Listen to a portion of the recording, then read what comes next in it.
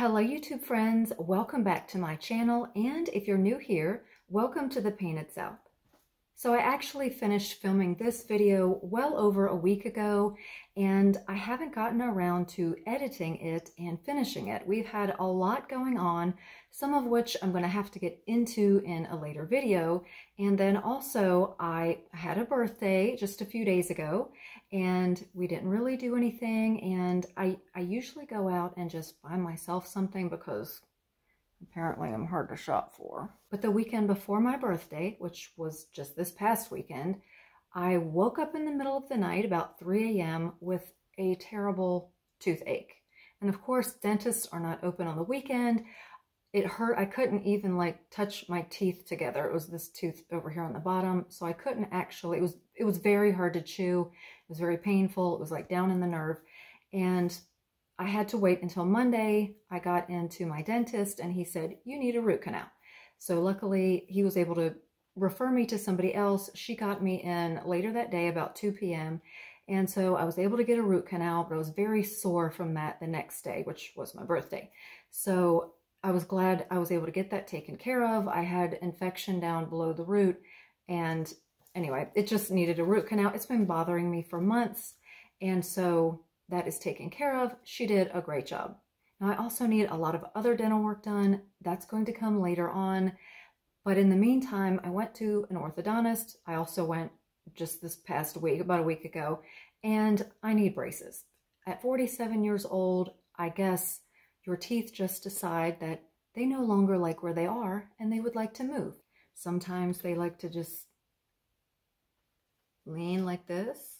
Sometimes they want to spin because they don't like where they are anymore, or lean forward. Anyway, as you get older, it's a thing. Your jaw structure changes. If you have any missing teeth or gaps or whatever, things just start to move around. And so that's what's been going on. So in about 6 weeks, I'm going to have, I opted not to get brace face. I didn't want the big metal braces. They do have clear braces, but I ultimately decided on it's like Invisalign, but it's called Spark, I think. They were the same price, and I think the Spark, they looked a little bit clear. And so that's what I went with. And those are ordered, and they should be here, like I said, maybe in about 6 weeks. And so you have to wear those for 22 hours a day. I'll only be able to take them out when I'm eating or brushing my teeth. So that's it. And I only drink water all day anyway. I don't drink sodas or tea anymore or anything like that. I do have one coffee in the morning, and that's it. So I don't sit around and drink like black coffee all day. So those will be in several weeks. So later on, I may be having a lisp. They say the lisp is supposed to go away after a while, after you train your tongue to talk, you know, with those appliances in there. So we'll see how that goes.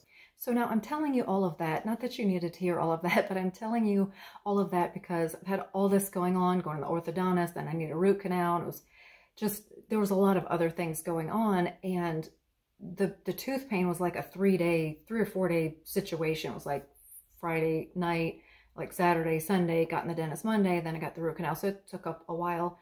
But also when I had edited part of this video and had all my little clips together, but I realized while I was editing it that I was missing some footage. I don't know if I didn't record it or if I didn't transfer it. Anyway, I don't have some of the footage that explains kind of what I do. Now, a lot of you that have watched my older videos or some of my other ones where I've done textured paint, you probably already know my formula and how I do this, but I didn't have it for this one.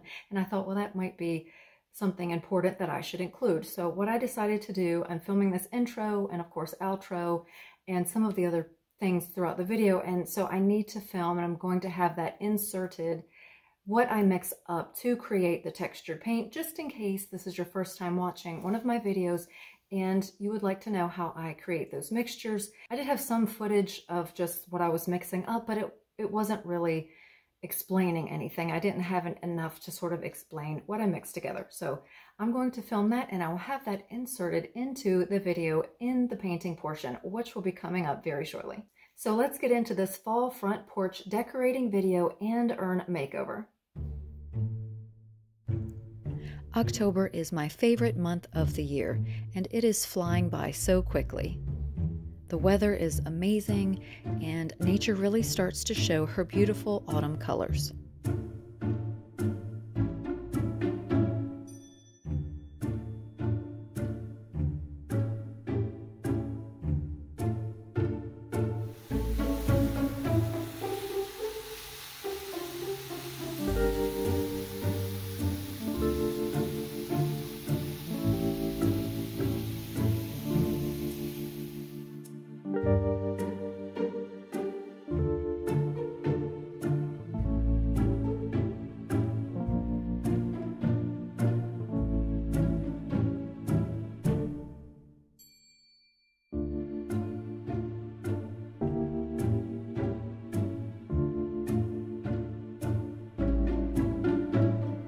You've probably heard me mention this before, but every time our lawn gets mowed, it creates this huge dust and dirt cloud, and it just gets all over the porch and everything on it.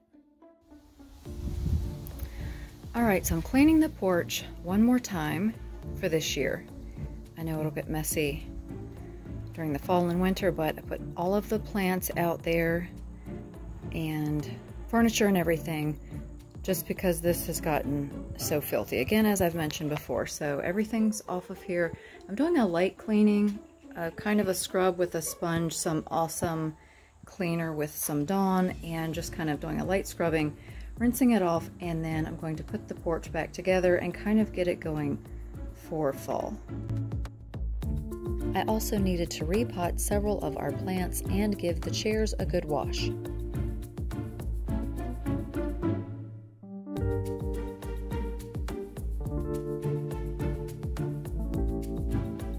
The cats were enjoying this weather just as much as I was.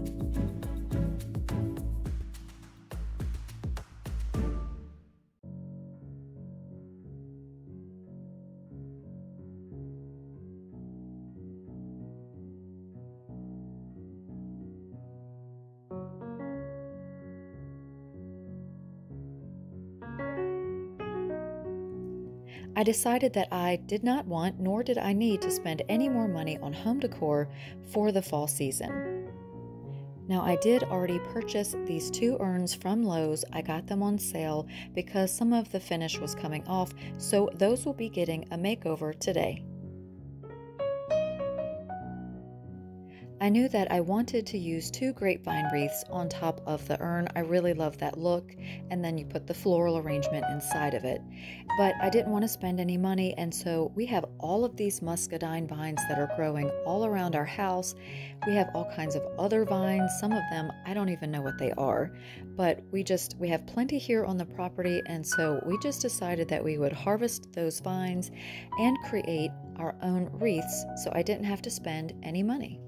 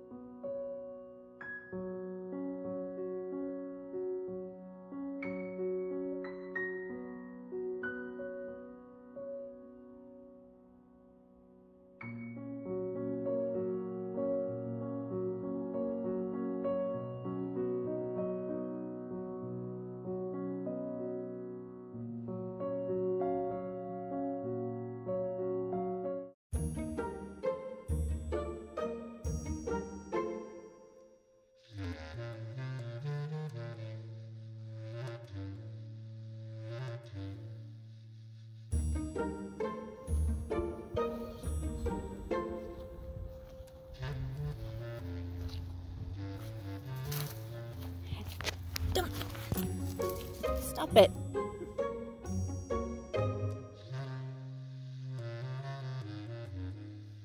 I love looking online before I start a project just for inspiration. I love antique European urns and planters. I just love that stone look, or any kind of concrete, limestone, marble. It's just all so beautiful, and there are just so many great examples online. Now this is the part that I needed to film to show you what I mixed together to make these textured paint finishes. There are several different options. Now I like to use different mixtures. It depends on if I want a thin paint, thin with just some texture to it, or if I want a really thick textured paint to create different creases and crevices and levels to get the glaze into. So I use a lot of different things. And now I'm not saying that these things mixed together are healthy. There are warning labels on plaster of Paris, on any kind of grout, even I think on the joint compound, there are always warning labels.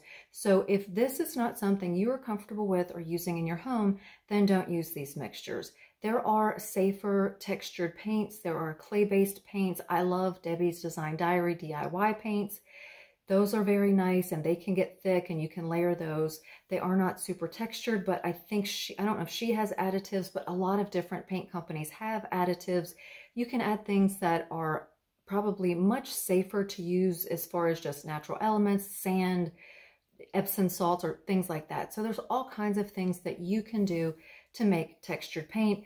This is just what I've been using. Now I'm always open for exploring new ideas and new mixtures, which I will continue to do as I go along, painting everything I can get my hands on. But for now, this is just something that I use. These are materials that I have on hand. They work well, they harden. So just use your own discretion, mix these things outside, wear a mask if you want to. Just use your own judgment for your own safety. So let's get into what I use to mix up to make these textured paints. All right, so here is something that I created a textured finish on. It's just a good example of what you can do by adding different products to your paints. Making a mixture, you can do several different kinds and get all kinds of different awesome textures and layer them so you create all of this depth. Now, this was from another video. Most of you have probably already seen it. If not, I will link it in the description box below. Now, I mainly do these types of textured finishes so that I then can add glaze and it will give me that old world look. So what I do is I mix paint, any type of flat paint. You can use chalk paint, chalky finish paint, any kind of flat paint. If you have eggshell, that's okay too. I probably wouldn't use a satin unless you're okay. If you want a satin look, that's fine. You can use a satin paint, but in general, I stick with flat or chalk paints. So what I'll do is I'll take stucco patch and mix it with the paint. You can just do that by itself. You can thicken your paint with plaster of Paris by putting it in, mixing it with water first and dissolving it, and then mixing it with your paint. You can add sanded grout, and in this video I used stucco patch mixed with paint, and I also then add sanded grout, and that makes it really thick and even more textured. And I also use joint compound quite a bit. Now, I didn't bring in the big bucket and set it on my kitchen table, but that is one thing that I love mixing in. It adds tons of volume to your paint mixture, and you can really create a lot of these thicker spots on your pieces. I know it's kind of hard to tell now because this is totally done, but it will give that volume like this and thicken your paint up. Sometimes I will use multiple products together. It really is trial and error, and it all kind of creates a similar finish. It just depends if you want it thicker or thinner to work with. You can always add water. You can make it thicker by adding more product, less paint, so on and so forth. So it's very forgiving and it's very easy to work with. Now, once you've layered your paints onto your objects, you want to let that dry in between each coat and go on to the next one. Now, they dry really quickly because you have all of those products there like grout and plaster of Paris and joint compound that makes them dry quickly. And so it's usually not that long to wait. Now, sometimes I will, if I have a few layers, I'll wait till the next day. And that's what I did with these urns. After everything is finished being painted and glazed and so forth, I will always add a top coat. Now, on these urns, I just used this clear matte spray because I did not want any type of sheen on these urns for right now. I wanted them very matte. So that's what I used for that. Now, you can get polyacrylic that is also matte. This is clear matte. It still has a little bit of a sheen, if I'm being honest. And then this exterior poly is water-based. It's great for outside, seals out water, so it's great for anything that's going on your front porch or outside, but it is a satin finish. And so I have used this on a lot of different pots and so forth that I've put on the front porch that were out in the rain, and it works great. But I did not want that satin sheen right now. So decide what finish you want and just make sure when everything is really good and dry, even your glaze, which you'll see I'm adding a glaze in this video, that you put on a top coat. Well, I'm out of stir sticks, so I confiscated a wooden spoon to sacrifice from the kitchen drawer. That's okay, they're kind of cheap. I think you can get them at Dollar Tree. Anyway, I'm using the spoon instead of a stir stick. Alright, so I have a nice color in between those two. What I'm going to do is add some sanded grout. I think it's gray. Not that it necessarily matters. It might change the color a little bit. So I'm going to get a nice mixture of all of that. I did add some water. I may have to add some more.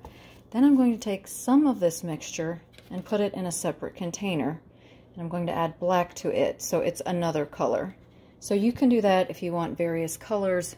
Just mix up your main mixture or base coat, and then you can put some in another container and tweak it, make it a little darker. That way you don't have to make all separate batches. You could have started with white or whatever color you wanted. I just wanted kind of a neutral color for now, and I'm going to go ahead and add this. Alright, so I've taken some of the mixture after I added this grout. I just did almost a full scoop. I have like a protein scooper down in there, and so I have that. I separated it in half. Now I'm going to make this one. Actually, I'm going to start with the darker one, so I need to make this a little darker. So now I'm going to add some of this Waverly chalk paint and ink. Okay, now you can see the difference. See how much darker and a lot more of a gray tone that became. So that's what we want for the base coat.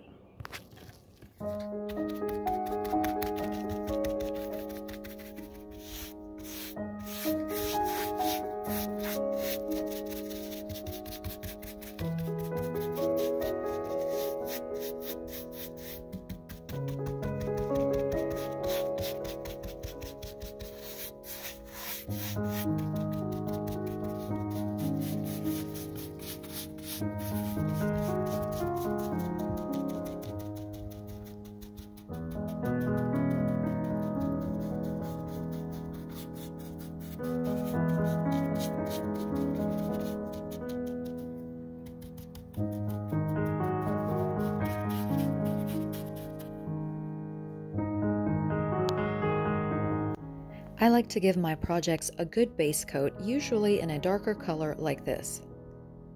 You really won't see much of this color in the end, but it creates a good foundation layer of texture. Okay, I decided to lighten up the other mixture half that I had with a little more of this color, some joint compound, and some more stucco patch.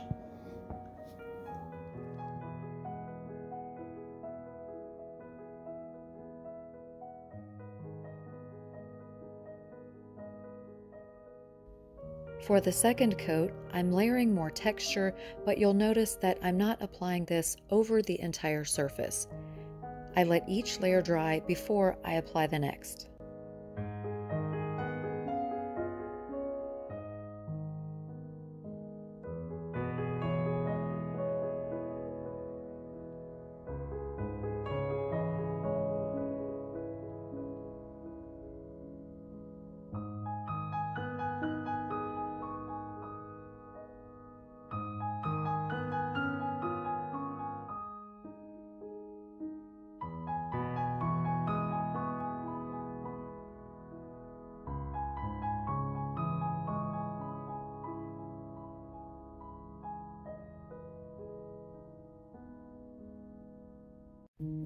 For the third coat, I added ivory and a color called muslin to the remaining paint from the previous color. I like using different brushes and angles of application to create all those little nooks and crannies for the glaze to settle in. After I applied the third coat, I let it dry overnight. The next day, I decided that I wanted a warmer, aged, old world look with one of those French country ochre colors. So I dug through all of my paints and I mixed up a softer tint of that deep yellow color, and I kept in mind that the glaze would darken it dramatically.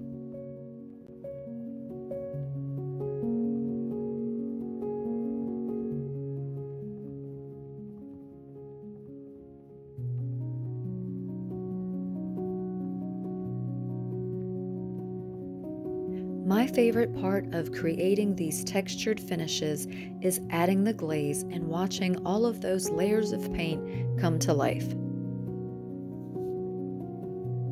Now, if you aren't into this type of aged old world look, you can just create a beautiful textured finish using just a solid color and get a more modern look. It really depends on the object that you're starting out with and the colors that you choose.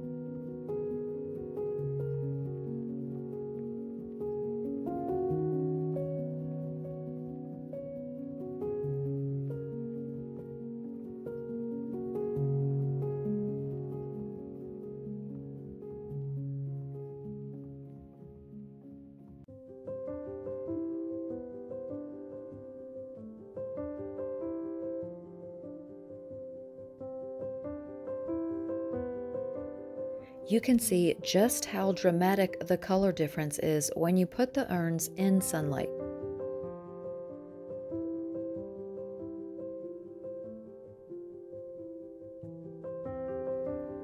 As I mentioned earlier, I wanted to use only what I had on hand to decorate the front porch. I placed a hard round wreath that I thrifted inside each of the urns, and then I decided to use these metal cone vases that I had purchased off of Marketplace months ago.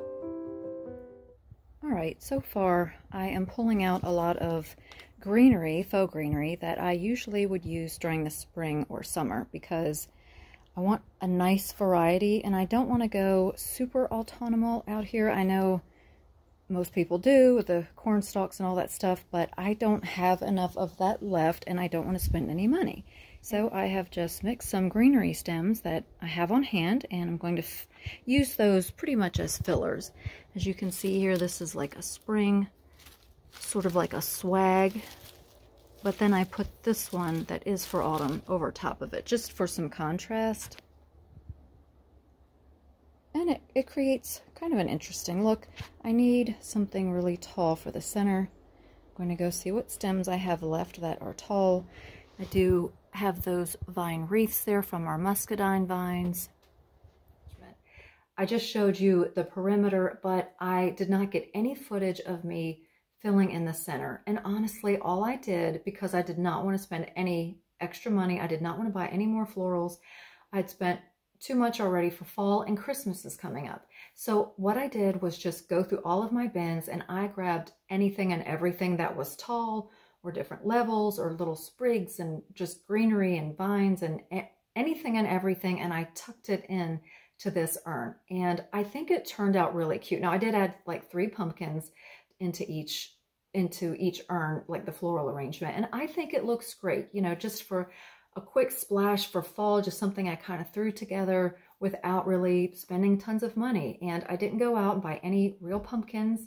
We are back in the woods. We don't have anybody driving by. We may have a couple visitors here and there, but really it's just for us. I mean, I didn't want to do like this huge, massive fall display because again, nobody's like driving by. If we lived in town or in a neighborhood, I probably would have maybe gone a little bit more over the top. But I just wanted a hint of fall decor, and it's still beautiful outside. It is in the 70s, in the mid 70s, even right now, and for the rest of this week, it's going to be gorgeous.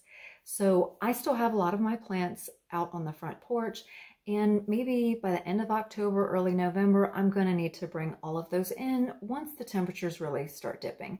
So I just kind of included like some fall colors in the arrangement, but I had a lot of greenery in it as well, so that it would kind of blend with me still having most of my plants still on the front porch. Not all of them, but most of them. So let's take a look at how the arrangement turned out.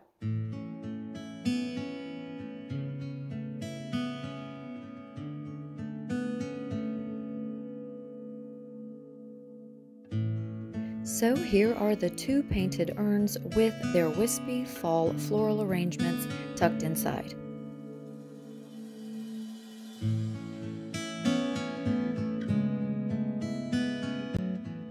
I did edit down the furniture that's on the front porch, and I just have these two chairs and I swapped out the cushions.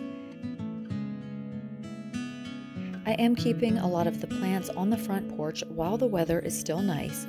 And the only other fall touches I added were just a few ceramic pumpkins, lots of pine cones on the bottom of those metal planters in those wood boxes that my husband had made years ago, and a couple of owls.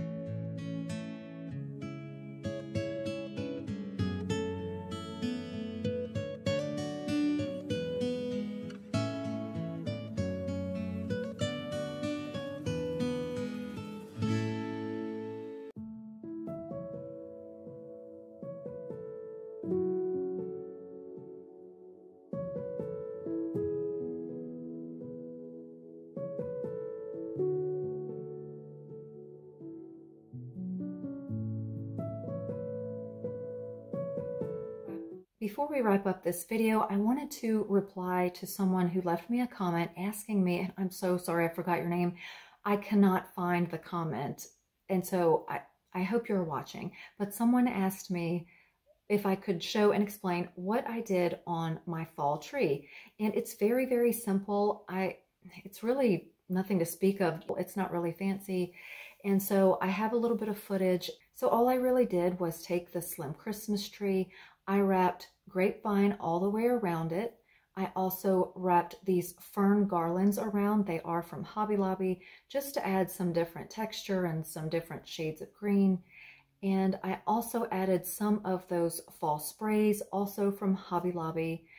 A few glass ornaments. They are in the Christmas section at Hobby Lobby. They're beautiful, like yellow crackled glass. I just love those. And then I also added just a couple of the other autumn picks from Hobby Lobby that I've used in the rest of my autumn decor throughout the home. And I really didn't put that much more in it. There are a couple, I think 3 rustic pumpkins that are very, you know, like a matte sort of primitive type look. They're very, very lightweight. And so I was able to put those in the tree because they almost weigh nothing. I think they're super lightweight styrofoam. Other than that, I have like a couple of sort of wild grass sprigs that I just had on hand just to sort of put some wispiness to it, just kind of sticking out and adding some more texture. And that's really it. There's nothing super fancy. I didn't put really much else in there. I could have done flowers and all kinds of stuff. I had all these ideas and I thought I have so much going on here for autumn that I would just keep it simple, and I really like it. And it's just has a nice glow. There aren't too many lights on it at night, and we pretty much leave it on all day and all night, and I'm really enjoying it. And it won't be long before it is time to transition that into one of the Christmas trees that I'll be using. Now, somebody else had asked me about the base that the tree is down in. That used to be a Drexel Heritage coffee table base. I assume it used to have glass on the top, but I just picked up that wood part at a thrift store a few years ago for like $15. And this is exactly why I got that. I like looking for different things to put trees in that are a little bit more unique instead of just having it low to the ground and using a tree skirt. And so I've been carrying that around, brought it from the last house, and I finally got to use it this past Christmas. And I really like it. So if you're out and about, look at different pieces of furniture that you can pick up. Maybe you won't like it actually as a table, but I look at everything is, can I put a Christmas tree in that vessel or table or whatever? So, or bucket or bin, you know, any kind of basket or trunk or anything like that, because it makes the Christmas trees look a lot more expensive and a lot more interesting. I hope you all enjoyed this video. I know that there is a lot going on in the world. I know that there's a lot of stress in everyone's life from all angles. Sometimes it comes in waves. Sometimes it comes hard. Sometimes it's hard to function because your mind is focused so much on so many different things. And I totally understand that. And I almost hesitate to post videos about things that may seem so trivial, so unimportant in the grand scheme of life, but we still have to keep living. We have to keep our hopes up, and we have to try to be happy and continue functioning and doing the best that we can. We cannot control a lot of things, so work on the things that you can control and always contribute any way you can to help anyone else, especially yourselves and your family members. So I still hope that you are keeping your spirits high and enjoying life and enjoying your time. And I hope that you will subscribe and stop by to see the next video. So until then, bye for now.